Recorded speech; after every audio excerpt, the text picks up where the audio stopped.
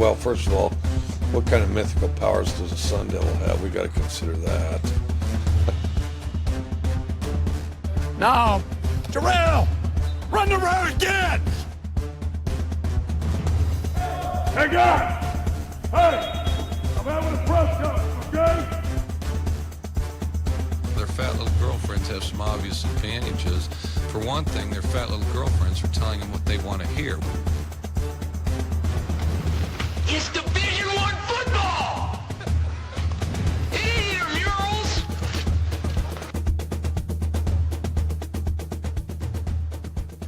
That is right. It is not intramurals. It is college football. Oh, did I lose you? No, Hello? I'm here. It is not intramurals. It is college football. And we've got a national title matchup. We are back. The Hoppy Huddle returns. And, even though there's only one game this week, I feel like we've got a little bit to talk about, We do. We had two pretty good semifinals. And Yeah. we know who our championship game is going to be, and it's not involving the SEC. So, yeah, good match, good games overall. Interesting games, and so it's going to be Ohio State versus Notre Dame. Yeah. So, boy, it seems like it's only Monday night, but it seemed like playing those games on a Thursday and Friday was just weird. That's the first thing. It is weird. I hate how we cave to the NFL just because. Oh, blah, blah, blah, the NFL. Dude, the NFL has like every other day of the week, all right? They just let us have Saturdays. You get a free development league, all right? You get a scheme lab. Where do you think every good scheme came out of college first? Yeah. First of all, every scheme that's run in the NFL comes out of college first. It's developed in college. It's perfected in college. And then some mastermind's like, you know what? This would work in the NFL. And then, of course, it works in the NFL, like the spread offense, the forward pass, basically everything, right? Option football.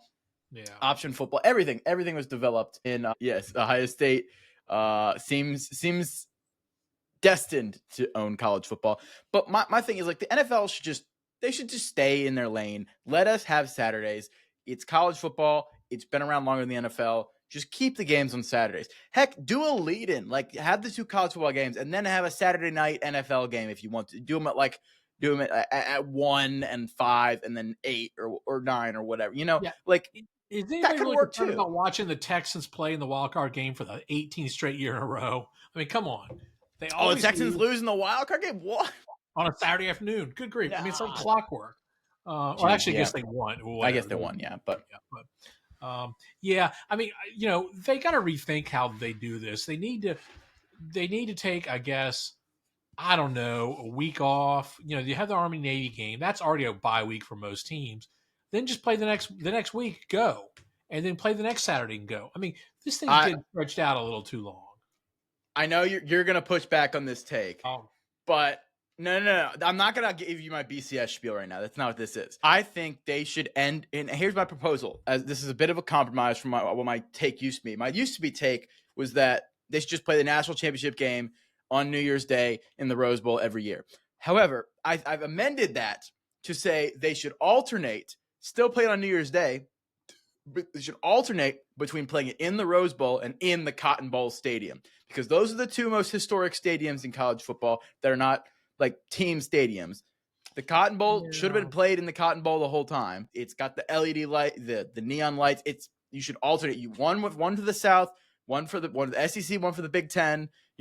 Just alternate between those two historic sites for national championship game. Have it on New Year's Day. Back everything up a week. You got a couple free weeks there of space, and let's not drag this. That way you can get the transfer portal window in on time before the semester. You can wrap everything up nice. I just think dragging it out too far is not as good. Well, I mean, if you really were afraid of the NFL, why don't you just start the season earlier? Well, yeah, you could do that too. I mean, because we're all dying in August. We're ready for football. Get a jump. Forget the Labor Day. Get a jump a week or two ahead of time. Give us something to really be excited about mid-August instead of nobody watches NFL preseason. Nobody cares about anything else. I mean, you could fix this calendar. This is a whole nother show. We're going down a rabbit hole. But anyway, let's go back to the games. Thursday and Friday were the weird games. Thursday night, what do we have? We had Notre Dame, Penn State. Yeah. So I was correct. You were. I was correct. Now here's the thing. Notre Dame, in a lot of ways, is last year's Michigan with a worse quarterback throwing the ball, better running the ball. Because that's kind of the style they play. They're big, they're physical, and they have two great running backs. One of them, hopefully, Jeremiah Love can get healthy before the title game because I really want to see him at full strength go up Yeah, against but Ohio State. Michigan had a better wide receiver last year too. Faison's really come on in the playoffs, and that tight end is fantastic. I forget his name. Yeah. I mean, they're close. They're close. They're not as good. That Michigan team was much better, but like that's the style that they play. Yeah. So people are going to count them out against Ohio State. I really think this is people. Yeah, but if there was ever a foil to Ohio State on, this would be Notre Dame because they're the opposite of Ohio State in a lot of ways. I do respect. I have a very much higher opinion of Marcus Freeman now than I did going into the season, especially after the NIU loss. He had shown he's clearly made significant structural changes to the way that he approaches games because there has been a massive jump. There's not even another close game on the schedule until you get to the playoffs after that NIU game. Like he made some changes and they seem to have worked because they blew through everybody else. They got to the playoff. They beat the SEC shape Georgia and then they beat Penn State. And the Penn State game, Penn State has no receivers. That's the problem. They have no wide receivers. Their offense was 2 running backs, Tyler Warren, and that was it. They couldn't get separation. They could get 0 separation. And the problem is this game was going to get away from Notre Dame. Penn State was dominating them on both sides of the ball in the first half, and Penn State couldn't score enough. They couldn't score. They could not put points on the board, and they kept Notre Dame in the game, and then Notre Dame figured out a way to stay alive. And that was it, And then once Notre Dame figured that out, it's a ball game, and good for. I mean, then you're just waiting. You're waiting to who's going to make the mistake, and Penn State made the biggest mistake. Yep. At the end of the game. Yep. And so I don't know. I did see announced today that both of Penn State's running backs are returning next year. That's big. They were projected to be NFL picks. Wide receivers in the portal. I mean, they're gonna have to try and buy a wide receiver in the portal, but all the good ones are already committed. So I don't know exactly what you do at this time. You hope for the second window, you get some opportunities. Deuce Robinson would have really been great if they had gotten him. But on Penn State, I mean, at some point, James Franklin, he beats everybody should. They're going to win 8-9 games a year. They win 10 games a year. They lose 2. Maybe on the new Big Ten, they might not. Maybe they win 9. Okay, yeah. Because they can just run the ball, play defense, throw to a tight end, not have to do a whole lot. But you got to find some wide receivers. I mean, you can't tell me you can't recruit at that level and get better talent. And maybe some of it is quarterback, although you can disagree with this. NFL scouts were ready to anoint Drew Aller a first-round draft pick until that game. They were ready to put him in the draft. I'm telling you, you can shake your head all you want. NFL scouts are idiots. Well, they may be, but they were ready. If he had a good game and they were playing for the national championship, he would be a first-round draft pick. I'm telling you right now. The only reason why Drew Aller was getting any NFL draft love is because he looks like he's big, he's tall, he's a strong arm. That doesn't make a good quarterback. There's a lot of big, tall, strong arm dudes who get drafted high in the NFL, and a lot of them turn out to be crap. Well, it doesn't mean he's going to be great in the NFL, but to get drafted a first rounder, there's a lot of people that look like that. So, I don't think he's any good. I don't think he has good decision making. I don't think he has good ball placement. Well, but in fairness, his receivers never got open. That is true. Okay, that is very true. It's hard to critique that, but you can't throw when there's no space. I mean, Patrick Mahomes isn't going to hit people if there's no space. Yeah, but it's just when you're not like he can sort of run. He's not like a running quarterback. When you're not like a running quarterback that can run like him, like the lack of receivers like that really. I mean, he forced the throw at the end. That was a bad decision. But other than that, his decisions weren't terrible in the game. I mean, he didn't play a great game, but he didn't play it. I mean, I'm not laying this on Drew Allers. I'm laying this more on. I think the first half. I mean, the throw in the first quarter, he threw it a little low. Was it to the running back? I can't remember who it was. Yeah, he also had 2 other throws that should have been picks that were called back. It wasn't a great game, So again, Notre Dame came ready to play. They were defensively, they really kept them in check. I mean, I feel bad. I was rooting for Tyler Warren. I was rooting for Penn State. It's hard for me to say I'm rooting for Penn State. I'll never root for Penn State again. That was their one and only time. What if they play Notre Dame again? Lightning can't strike twice. I don't know. Yeah. So Notre Dame, I'm trying to remember all the details. I had a lot of good thoughts on Friday. Now they've escaped me. It's 4 days later. Yeah. Yeah, Reed, we'll talk about that transfer. I told you they're getting some players in the portal. Yeah. So that's basically what happened in that game. I don't know. It turned out exactly how we thought. Kind of sluggish. Turnovers made the game. Run the dang ball, I go back to my text messages to you during the game. Maybe that would have some more insight at that point, but that was a lot of messages ago. Yeah. So, all right, I'm thinking. So the Ohio State Texas game. Yeah. Hey, so I have an idea. When you're on first and goal, don't pitch the ball back 6 yards. Yeah. That's just a hot take that I have. Same thing. Well, I hate where they line up in shotgun in the goal line. Like, what are you doing?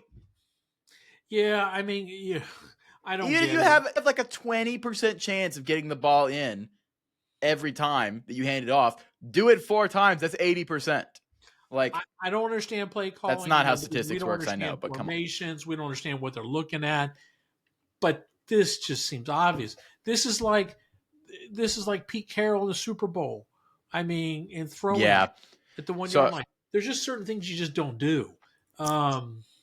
Yeah. I mean, now let's give credit on this play to Caleb Downs. Caleb jumped it. He jumped it and made a great play. Unbelievable. Yeah. That dude is off the charts. Like, you can't even see. This is one thing that annoys me about football on television is you can't really see the safety until unless the ball is thrown to him or he's blitzing, because the way that the TV is zoomed in. So usually if the safety's deep, you can't even see him in the play. I couldn't even see him some of the time because of the TV angle, and his impact was all over this game. Caleb Downs is the best safety I've seen in college football since maybe is he better than Patrick Surtain? I don't even know who was the last guy in college football, 2015, 2014. How far do you have to go back before you find a better college football safety than he is right now? He's unbelievable. So, I mean, we can criticize the play call, which is true, but Downs made a great play, because if Downs doesn't make the play, if Downs doesn't get there, you could probably make an argument that he gets around. Yeah, maybe. I mean, but it's a bad play call. And I mean, and I still don't get why you're not running arch in those situations. It worked on another 4th down. That's what in those packages on the short yardage, that's what you have arch to do. I mean, yeah. That seems to me that was a fundamental play call. But can we first let's go back to the beginning of the game. Texas gets the ball. Sark's got his script. Ohio State shuts it down right away. Can we get over this fact that Sark's got a script and he's so great? Okay, it doesn't always work out like that. I mean, maybe this is a little we've overplayed the Sark and his script thing. Yeah, I can see that. I mean, it is usually they do score on the first drive. That's not usually they're playing Texas State or okay, but that goes true for any offensive head coach. Most good offensive coaches come out with the script, and most of them score on the first drive. That goes for Lane, that goes for Sark, that goes for Chip Kelly, that goes for any of these guys that are offensive guys that come out there rolling. Every coordinator does this. And so if you have a good offensive play caller, you usually are going to have a good script, because you kind of have to know these things. But I mean, the announcers play it up all the time. It's annoying, but I think there's a disease going around in college football, and it's going viral, and it seems to be spreading. It's offensive play caller tries to outthink the room disease, because this keeps happening where these genius play call or play designers and play callers are fantastic in the middle of the second quarter. But then when it comes to these high pressure moments, who else did this in the playoffs? Shoot, I forget. I'm blanking, but Chip Kelly did it earlier in the game. But yeah, it's not always that complicated. You don't always have to run misdirection. You don't always need something going on. And it's these coordinators, they're all clearly very smart guys. And it's just one thing that you don't see really with defensive coordinators that much. It's because they just seem to be more locked in, and less. It's because it's less about the perfect scheme and I drew it up and all this. It's sometimes you just run the ball up the middle. Sometimes you don't have to draw up the perfect play. Sometimes you just draw up a good play. It's general General Eisenhower in World War II, you know, a good plan executed today is a good plan violently executed today is better than the perfect plan executed tomorrow. Like sometimes you just need a good plan violently executed today. Yeah, yeah. And Texas got off to a slow start. Ohio State, they scored quickly, then they get the ball back again, and they were going to score again if Henderson didn't get that stupid penalty. And that was the story of this first half of this game was Ohio State really was in control, but every time they kept moving down the field, they would their own worst enemy. They kept getting penalties. Texas was lucky to be in this game at halftime, and then and it was kind of like the night before. You leave a chance for Texas, and sure enough, they got into it, and then they put themselves in the position. A little lapse in judgment there right at the end of the half to give that touchdown Ohio State, but they were in it up until that play call. And then a great play by Jack Sawyer to cause the fumble. Yeah, man, and you got to be just happy for that guy. Like Jack Sawyer, everyone saw that video of him just screaming at the Michigan player, like no, like because he's lost 4 times, right? Like the pain of that. He's a local kid from Columbus, first recruit to ever commit to Ryan Day. Like this is he is an Ohio State guy through and through, and you just got to feel like he was supposed to be like this Nick Bosa level prospect. And he hasn't really turned out like he's really good. He's turned it on in this playoffs, but like he hasn't completely turned out as well as everybody thought that time. But all of that just came pouring out on that one play when he made that play, got strip sack. Quinn Ewers returned it for a touchdown. And you could just tell that the entire team was like this is our guy. This is our veteran leader on defense, made the game sealing play. And that's the kind of things in college football that you just love. Yeah. Yeah. I mean, there was a lot from Texas perspective. I think there was a lot to take away from this game. I mean, they were determined not to let Jeremiah Smith beat them. And he didn't. Well, yeah. And so they just said, hey, we're going to let you throw to Tate. And Tate, I think, had 6-7 catches. Ibuka, we're just not going to let Smith beat you. We're going to double him. We're going to play over the top, and that was their game plan. And it seemed to be working pretty well. I mean, it forced Ohio State to change to play a little differently. And really, I think that was probably their best plan because if you spread out the defense, Jeremiah Smith's going to make 2 plays for 14 points, and you're going to be cooked, right? So that was their best defensive plan, and they really executed. Texas defense played really well. It was just that play at the goal line that would have tied it up, and it would have put them in a position to compete in the game. And that was the game. Ohio State's defense just stepped up, and a lot of people are going to criticize Quinn Ewers for his performance in this game. I don't think he was very good, but I don't think he was like that bad either. I don't think he was bad. I do think he missed some throws. He did. Go back and watch it. He was a little off at times, but also too, kind of like Penn State's receivers, his receivers weren't getting open a lot either. There wasn't a lot of wide open people running downfield. For whether that's due to just, I don't know. I mean, I don't know if Bond's 100% healthy. One thing I noticed is they were just dropping more guys in coverage. Ohio State trusted their 4 defensive linemen up front to just stuff the run. And they did, basically. They got some runs on the outside, but really there was not much going up the middle. Yeah. And so because of that, Ohio State was just able to drop those extra guys, drop them back on defense in the pass defense. And that really stifled Quinn is fantastic at rhythm throws and he's accurate on specific deep ball plays and stuff like that. But when you get him out of his rhythm, if the receivers all get jammed line of scrimmage and then are covered deep, that disruption in rhythm is not he's not fantastic, and they kind of put him out of his element. Yeah, and he had give Ohio State all the credit. They were getting pressure on him, and he was having a little happy feet. He got moved a little bit, and it just made him a little uncomfortable. So Ohio State, he walked into 2 of those sacks. I don't know if you were. He did. He walked into a few of those, especially in the first half. Yeah. There was one where he was getting good protection and he just goes up in the pocket right into the sack. I'm what are you doing?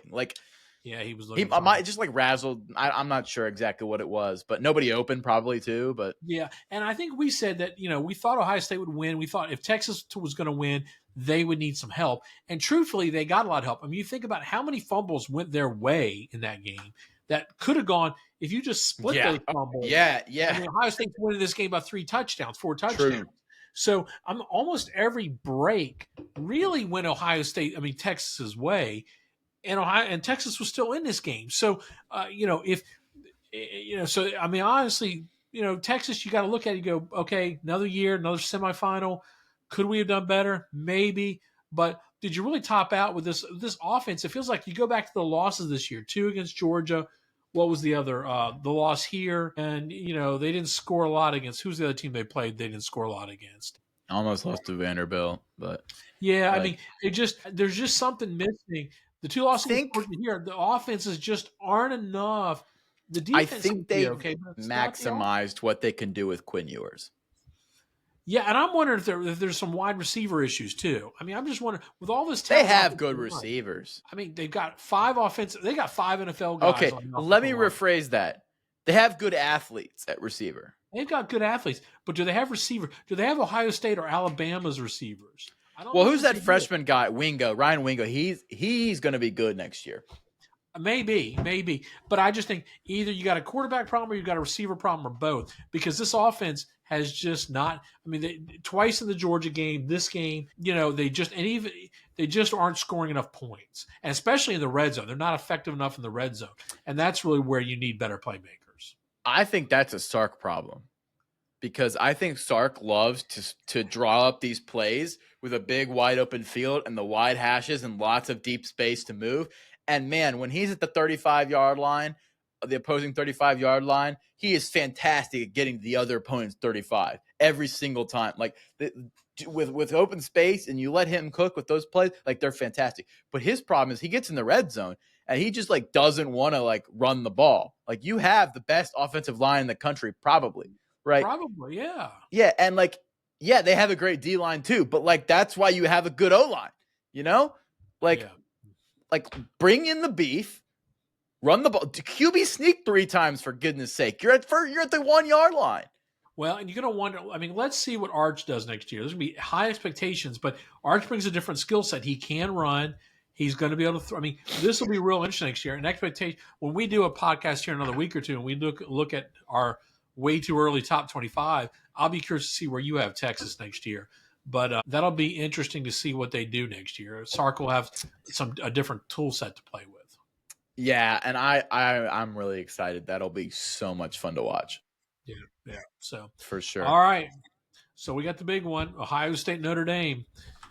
Tell me, I know where I'm going and what I think about this game. Tell me your thoughts, and then I'll give you my thoughts. So here are my thoughts. And what's Ohio State's a 9.5-point favorite, right? Isn't that the latest? They are a 9.5-point favorite. Okay.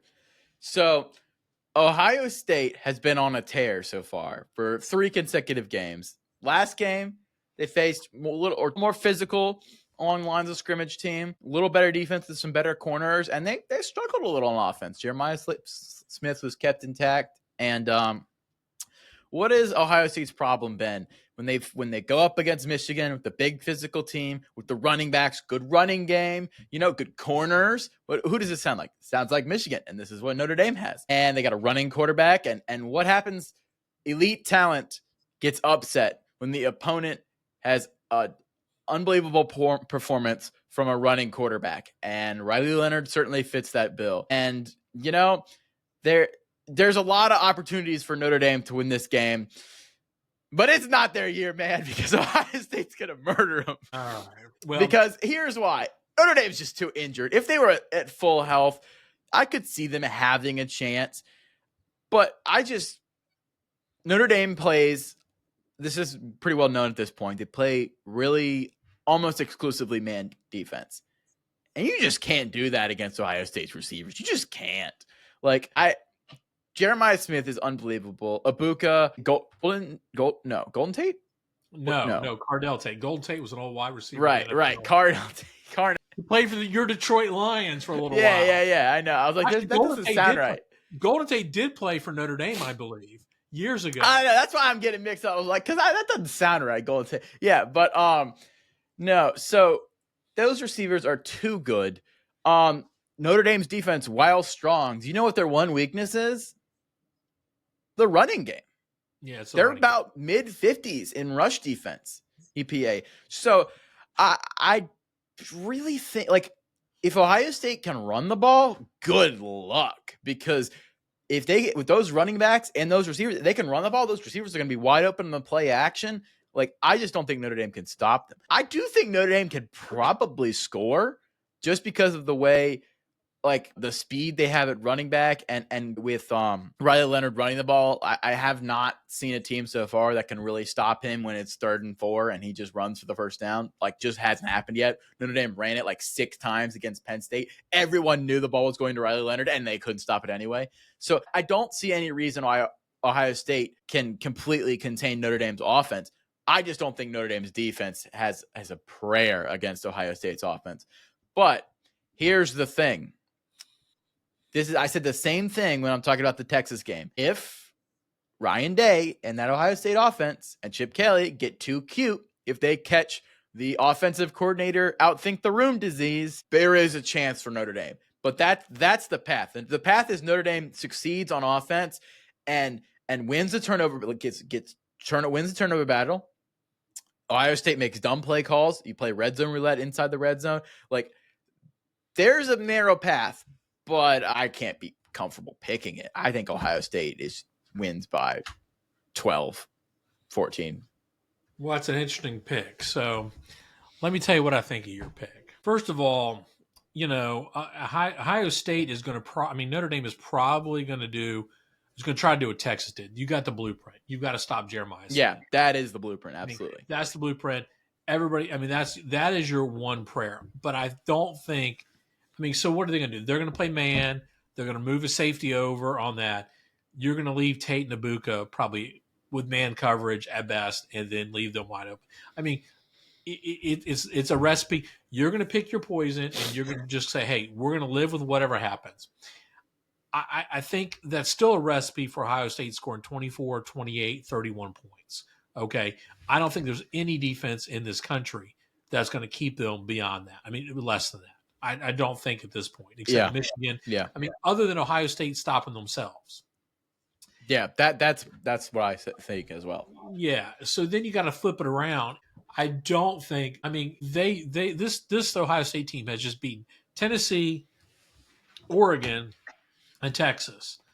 I would argue all these teams are arguably better than Notre Dame. Tennessee, really? Maybe not Tennessee.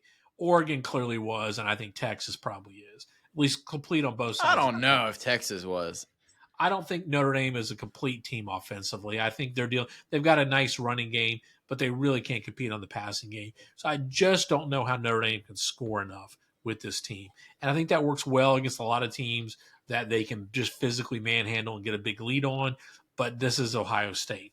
This is the team that beginning the season, I said will win the national championship. I've said all year long they're one of the 2 best teams.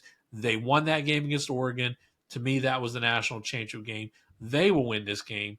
I think you're right. I think it's a double-digit victory. I think it's just a matter of how quickly they can get ahead. Ohio State will be your national champions and will defeat the Notre Dame Fighting Irish. And I can sleep well knowing that Notre Dame has not won a national championship since 1988. Yeah. Yeah. So one thing I just wanted to touch on with the SEC not being in the championship game, I don't think that this means the SEC is done for good. Like, I don't really agree with a lot of the people who are like, first of all, feel free to gloat because the SEC gloated for 20 years. And so it's only fair. You dish it out, you take it. This is the same. You can do it with conferences, the same thing that you can do with teams, right? When your team beats their team, you can brag and gloat. Like, that's cool. The SEC still has the most teams capable of winning a national title. Like, clearly, by far, by like a margin of like 4 at least. So this is not like the SEC is not dead forever. This is not like the downfall of the SEC. Like, the SEC was just not the best conference with this year. And I think it's good for the sport. That can happen sometimes where the SEC isn't the best conference. But that's not necessarily going to be the norm because they are reloading next year. And even teams that may be on the descent, teams that you may say like LSU wasn't as good, Bama wasn't as good.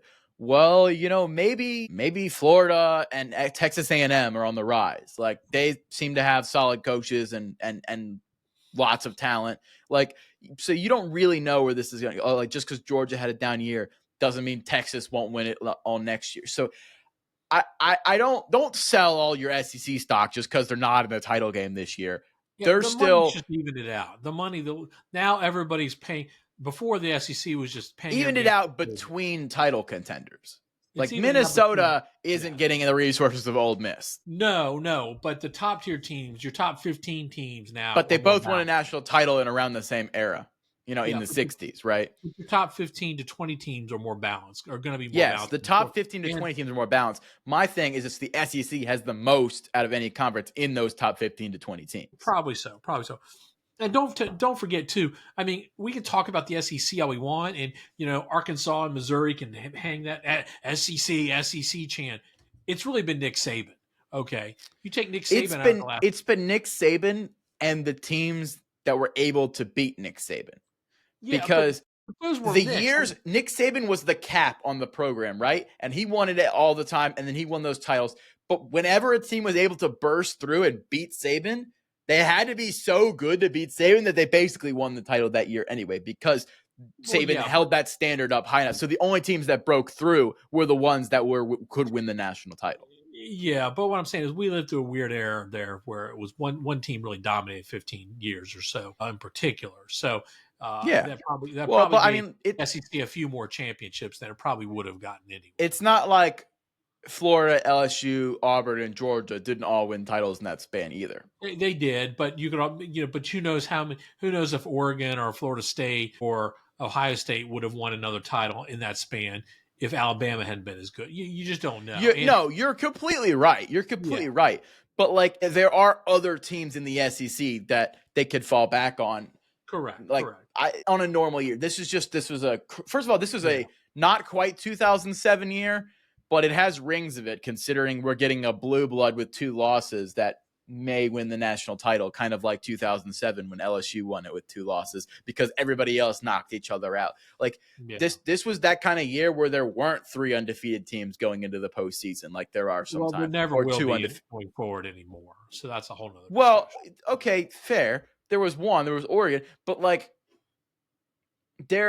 this was a abnormal year, even besides the playoff and realignment. Like, a lot of teams, just think of that weekend that Alabama lost to Vanderbilt. Like, there were a lot of crazy upsets this year that in a higher quantity than even normal years, like even compared to something like last year. Oh yeah. So we may end up with a 2-loss national champion. That almost never happens. No, but I do think we got to reframe this though, because the conferences have gotten bigger, in which cases some of the schedules may allow for more losses. It's maybe. Yeah. So, all right. So national changer game next Monday night, 7:30, ESPN. Of course, that means they probably won't kick off to 8. Knowing them, they'll shove Lee Corso and Kirk down our throats for a half hour. Before then. Why couldn't they just do it Saturday night, man? What are we doing? Oh no, we got NFL playoffs. So real quick, let's touch on a couple other things, and we'll let everybody go. The biggest portal addition over the last week, Carson Beck, is in Miami.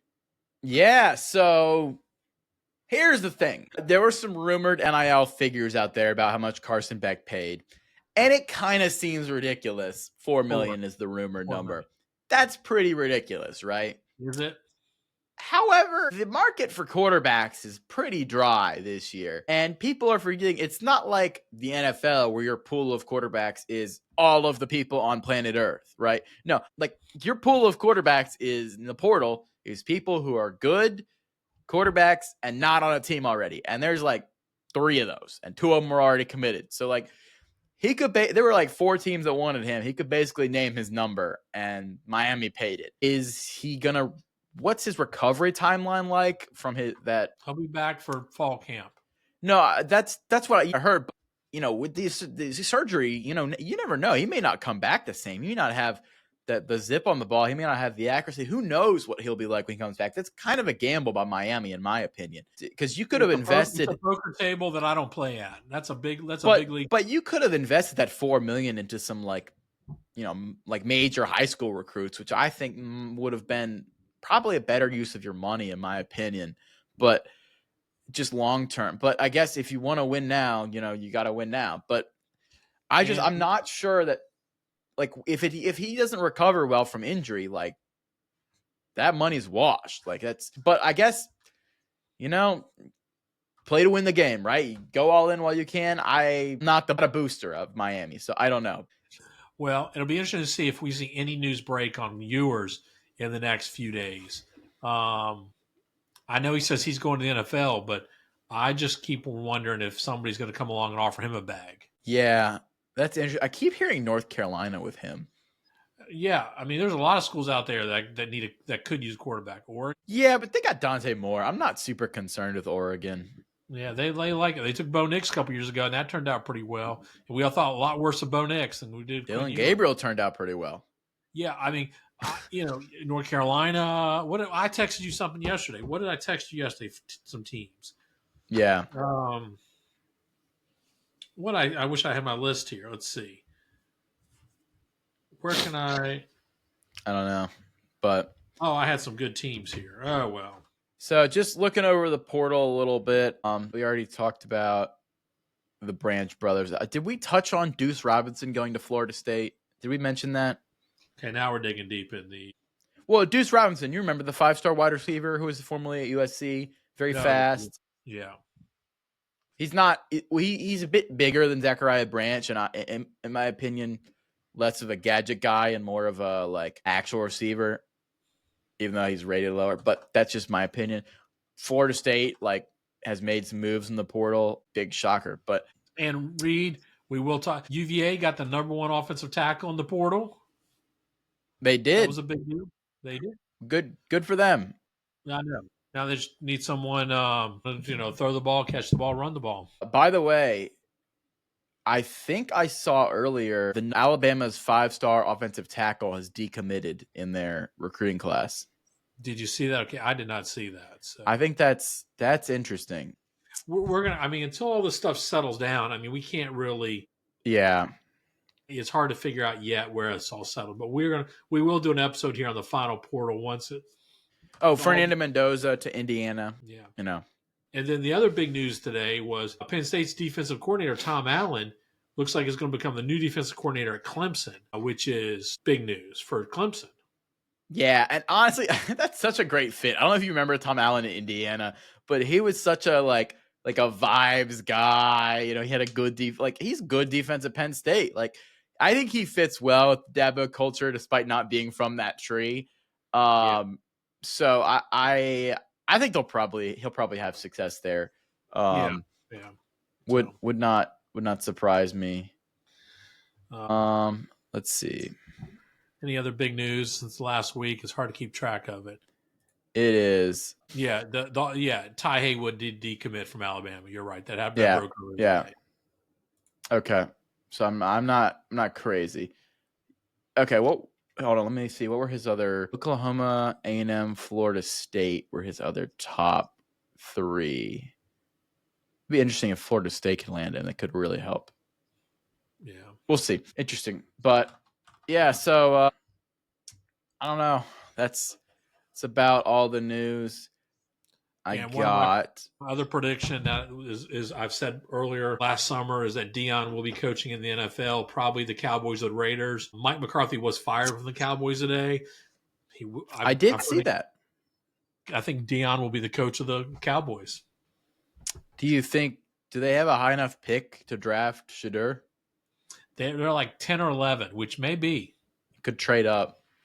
I don't think you got to trade up because I think there's a lot of people above him that have bigger needs. You don't think Shedeur's going to – I think Shedeur and Cam Ward are going top 3. Oh, I think Cam Ward's going to go in the top. I mean, now we're getting NFL stuff, but I don't know. Yeah.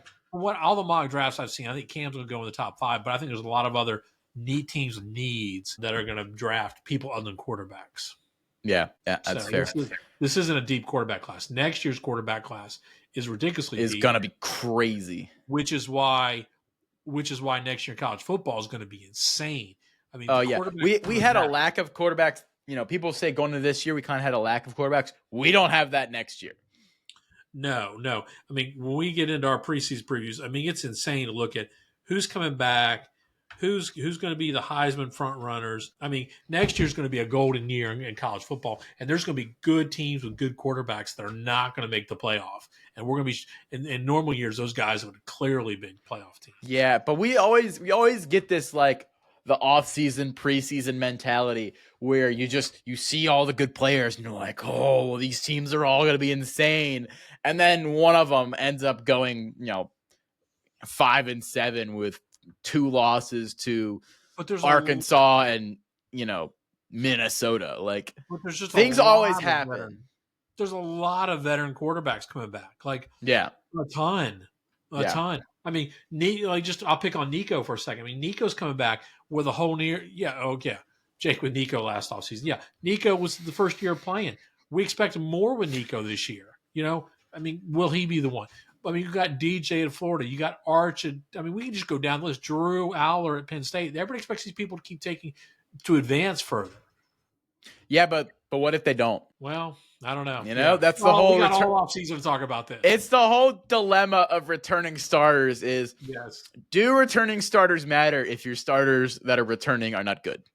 I know who is good. DJ, and Florida's going to be good. DJ Lagway is good. Florida, dark horse SEC contender, right here.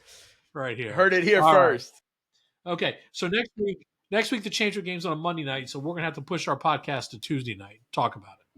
Yeah. We wouldn't want to. We tried to get them to move the championship game for the Hoppy Huddle, but they wouldn't really go for it. They won't. I know it's inconvenient for all y'all, but we'll move. We've been gracious enough to move to Tuesday to not take away from their ratings. We'll bring you next Tuesday night. We will break down the national championship game, and then we will give you next Tuesday night our way too early top 25 for next season. Way too early. Way too early. Top 25 for next season. Yeah, next Tuesday night. Yep. And by the way, anybody listening, if you want to be a guest on our show in the off season, hit me up. Well, you can call in and give your outlandish takes, and me and Dad will tell you why you're wrong. So, yeah, sounds nice. We'll rip you apart. All right. Good. Well, enjoy your games this weekend and this Monday night, and you can turn in to watch those NFL games if you really get bored too. Yeah. So. All right. Thank you guys so much for watching. Make sure to leave a like and subscribe to the YouTube channel, The Hoppy Huddle. Follow me on Twitter at RealHopster. And good night, America. Good night, Auburn basketball.